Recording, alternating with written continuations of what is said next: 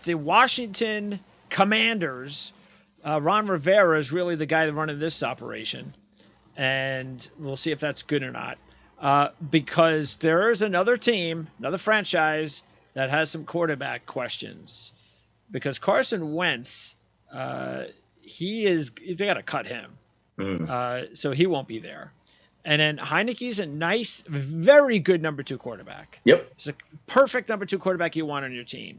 So first of all, I know that I can understand why Sam Howell didn't play, because they were trying to get into the postseason. I just found it it was weird to hear that once the season was over, well, Sam Howell's now our number 1 quarterback. Or it's like, well, why don't you play him then? You had quarterback issues. If you're that confident that he's your number 1 guy now, then why didn't you play him in any of the games? So look, I like Sam Howell. I think he's the guy that needed to sit around for a year or two. Maybe he still needs another year.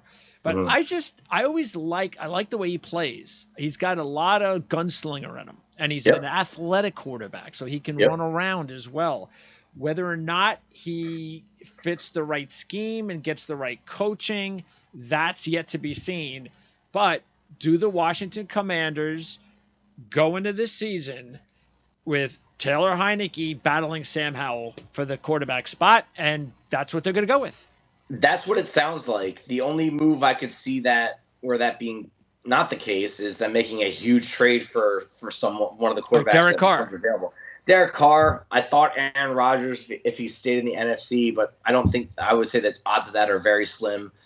My question is this: Ron Rivera has been coaching there for 3 years now. 7 wins, 8 wins. And now we're going to have new ownership in Washington. Is there going to be a lot of urgency and pressure put on him to, get it done or go home this year?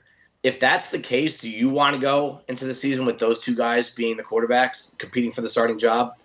That's a huge question. Yeah. They know Howell much better than we do. They watched him practice all year, and I'll tell you what, I do think there's something there that needs to be toyed with, but that might be the final chip in the table that Rivera gets to play with. And if he's confident enough in that, I say go for it. But this is a team in a division that appears to be getting stronger. They were bottom of the barrel. The NFC East was the worst division in football for a couple of years. It's all of a sudden becoming very strong. Yes. And what do you do with this team? And it's going to have to come down to Howell being the guy, because you're not getting a quarterback where they are. I don't see them being in the trade market for Aaron Rodgers. No. Jimmy G and Derek Carr are not going to push the needle enough. So I say they roll forward with Heineke and Howell. Best man wins, and just do your best at building the rest of the roster.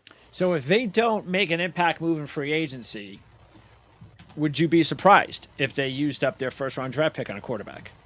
I would, because I think only because of Rivera's situation, right? At that point in the draft, you're looking at probably Anthony Richardson from Florida, and we know he can't. He's a project.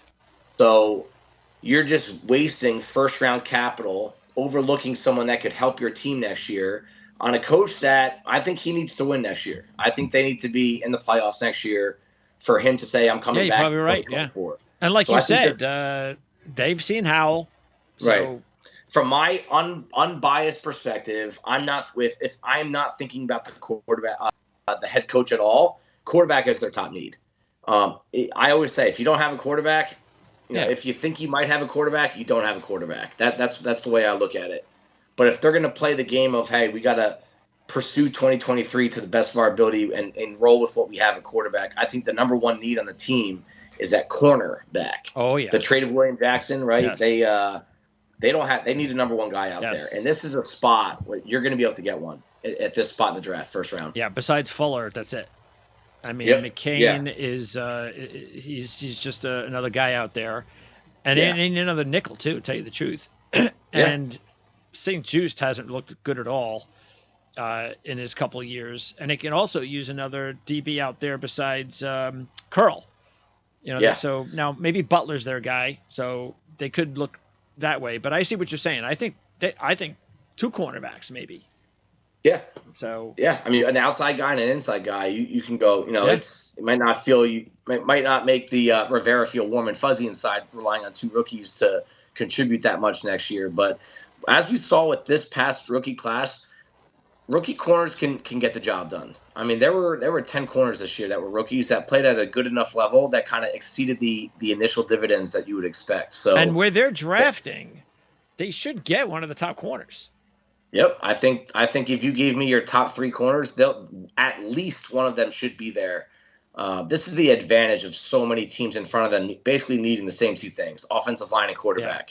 Yeah. It might make some of this cornerback value drop right into their lap without having to move up. And he could also use a middle linebacker. I mean, Davis was a nice pickup for them a couple years ago, but they don't have anything else at linebacker, so they could use another linebacker. So. All right. Yep. So, yeah, not a lot, really. I mean, overall, there's good talent on this team, and especially up front. You know, Chase Young will be healthy again. You know, you got Sweat, you got Allen, you got Payne. So all that's working out. I don't know if they can sign all these guys, how much longer they can keep, but they did draft Mathis last year. So, yeah, I think, so I think we're on the same page. Maybe another impact linebacker, but definitely some corners. And on offense, it's all about quarterback. So, by the way, De'Ami Brown hasn't yet developed yet, but I still think there's a chance for him to develop, isn't there? I mean, or do you think he's flashed? I mean, he's flashed enough. He just hasn't had the looks. You know, I mean, he's firmly number 4 or number 5 on that depth chart, which is good for them. So, that's why I think they're pretty set there. Yeah, I think at the playmaker positions they're okay. Tight end, you could say, is a question mark with Logan Thomas and John Bates, Cole Turner. There's not too much. But you can live with that for another year. You can live with that. I'll tell you what, man. If one of these quarterbacks, really, we're looking at Howell, if he does rise to the occasion, which is again, it's a shot in the dark, or they get their hands on a big time quarterback somehow, this team's going to be a contender. Absolutely, big time contender. There's talent on this team, and they could also use a little bit. I think they could use a younger depth piece at guard. Yeah, you know, Turner and Norwell are just okay. They're nothing. Yep. They're not going to do anything to make you a better team. So I think they could use a little bit of youth on the interior.